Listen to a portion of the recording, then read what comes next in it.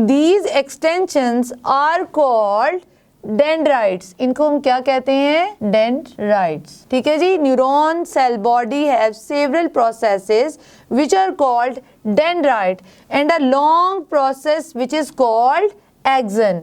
समझ आ रही है?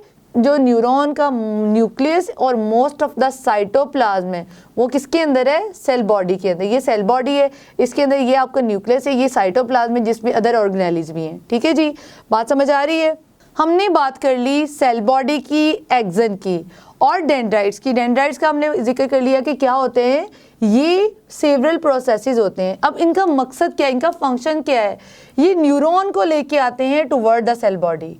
किसको लेके आते हैं? इंफॉर्मेशन या नर्व इम्पल्स। इसको हम कह देते हैं इंफॉर्मेशन को nerve impulse. NI for nerve impulse. ये आपकी ये ग्रीन लाइन शो करी है कि ये नर्व इम्पल्स यहाँ पे आ रही है। ठीक है जी,